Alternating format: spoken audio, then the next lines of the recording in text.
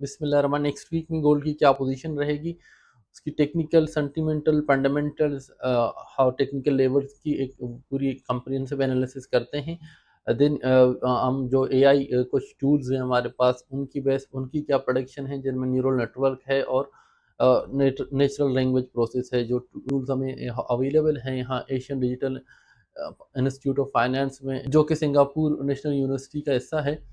तो let's go, हम बात करते हैं सबसे पहले गोल्ड की। लास्ट वीक जो हमने प्रोडिक्शन की थी, लास्ट वीक आपको पता है कि मैंने आपसे कहा था कि जो 316-17 पर जब गोल्ड था, तो हमने कहा था कि 450 तक की लेवल तक गोल्ड जाएगा। ठीक है, H4 का जो हमने लेवल निकाला था आपको दिया था, उसके बाद गोल्ड ने 3500 का लेवल भी अचीव कर लिया और then gold come back to the retracement level. इस वीक गोल्ड के लिए ड्राइविंग फैक्टर क्या होंगे? फंडामेंटल्स अगर हम बात करें तो यूएसए की जो मॉनेटरी पॉलिसी है वो बड़ा इम्पेक्ट करेगा, और डोनाल्ड ट्रम्प और जो उनकी फेड के चेयरमैन है उनके दरमियान जो इख्तलाफात की बातें आ रही हैं उनको हटाने की, तो ये भी पॉलिसी लेवल पर गोल्ड पे इम्पेक्ट कर सकता है।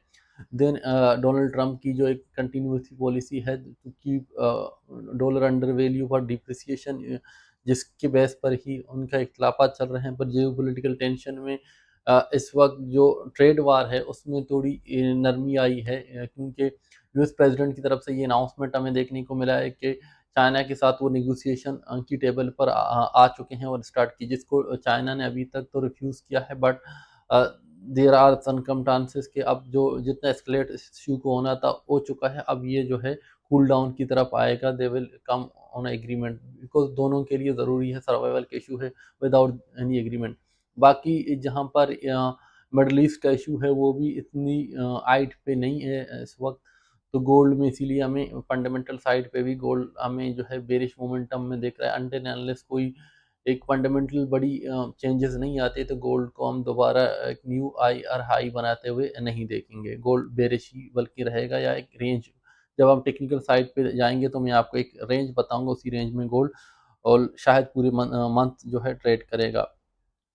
इन्फ्लेशन इंक्रीज हो रहे हैं, जो क्योंकि जब आप टेरिफ बढ़ाते हैं तो इन्फ्लेशन आते हैं, और फिर रिसेशन की बातें भी यूएसए में हो रही हैं, तो ये इम्पेक्ट करेंगे गोल्ड प्राइस पे। लेकिन अनटिल अनलेस हम जियोपॉलिटिकल लेवल पर बहुत बड़ी टेंशन नहीं देखेंगे, तो गोल्ड प्राइस में मुझे बताते खोते कि स्टेबिलिटी नज़र आ रही है। ठीक है, फिजिकल डिमांड गोल्ड की ये एक फैक्टर है कि फिजिकल डिमांड गोल्ड डॉलर की डिप्रिसिएशन और ट्रेड वार और रिसेशन वगैरह की बातों की वजह से गोल्ड की एक फिजिकल जो गोल्ड है उसकी डिमांड सेंट्रल बैंक्स में बढ़ चुकी है। पहले चाइना इसको लीड कर रहा था, फिर टर्की, और अब जो है मिडल ईस्ट से भी खबरें आ रही हैं, सऊदीया और यूएई ने भी अपनी गोल्ड की जो रिजर्व हैं उनको इंक्रीजमेंट की पॉलिसी लेकर है, तो ये एक फैक्टर गोल्ड को अफेक्ट कर सकता है।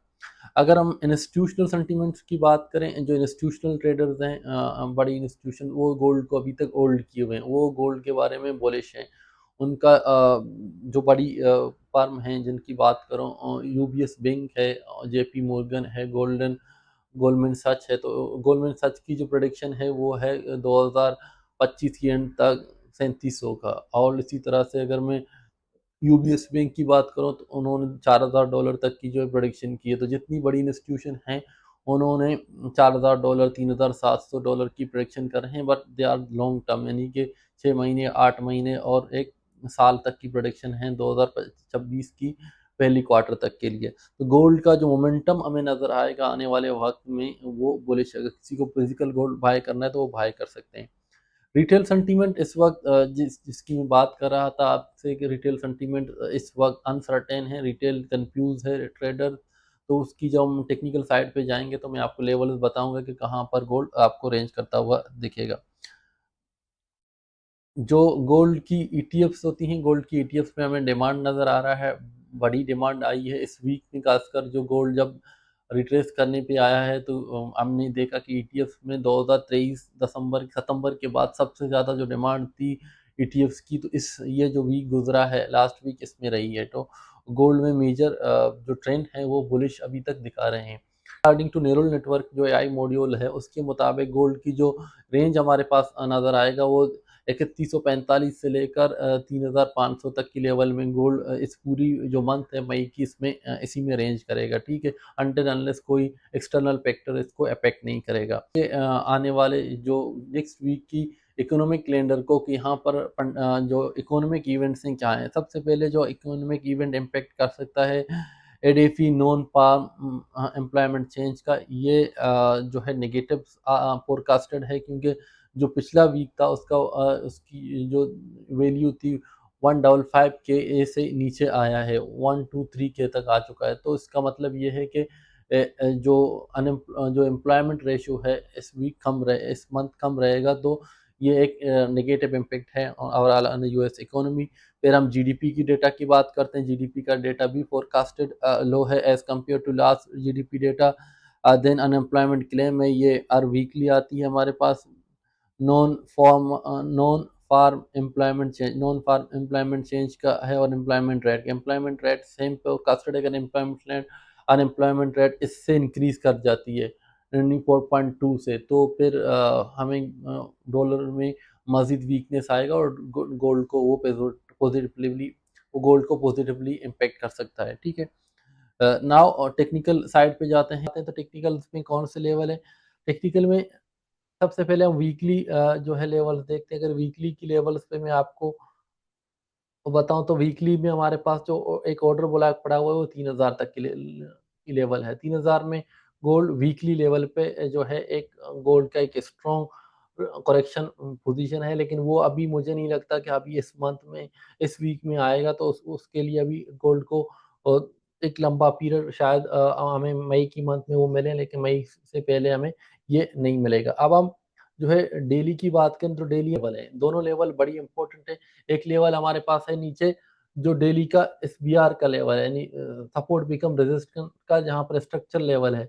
स्ट्रक्चर लेवल ऑलमोस्ट हमारे पास जो बन रहा है वो 3145 का, वही जो एनएनई का एनालिसिस है, एनएन का न्यूरल नेटवर्क का, उसी हिसाब से बन रहा है। लेकिन अगर गोल्ड का हम एक और जो हमारे पास पोजीशन है गोल्ड की, वो डेली का ऑर्डर ब्लॉक, और हमारे पास फिबोनाची की जो गोल्डन जोन होता है 60 to 50% का, वो वाला जोन है। जो लेवल हमारे पास बन रहा है वो 3220 से 3230 का लेवल है, ठीक है। ये लेवल बड़ा इंपॉर्टेंट है, यहाँ पर गोल्ड आ सकता है। अगर इसको यहाँ पर क्योंकि इसके नीचे ये जो गोल्ड की जोन है डेली में आप देखेंगे, इसकी लिक्विडिटी लेने के लिए गोल्ड आती है, तो ये वाले जोन में गोल्ड टैप करेगा, और यहाँ तक गोल्ड आए तो मैं इसको विदाउट एनी कंफर्मेशन बाय करने का कहता हूँ। और आपका जो एसएल होगा, ये वाला जो ऑर्डर बुला के इससे नीचे आप अपना एसएल, यानी कि 3200 अगर आप एसएल रख के इस ट्रेड को ले सकते हैं, यानी कि आप कम से कम 200 पिप का आप इसको एक मार्जिन दे दें अपनी ट्रेड को जो है मैनेज करके। अगर यहाँ से आपको ट्रेड मिलती है तो उसको आप कम से कम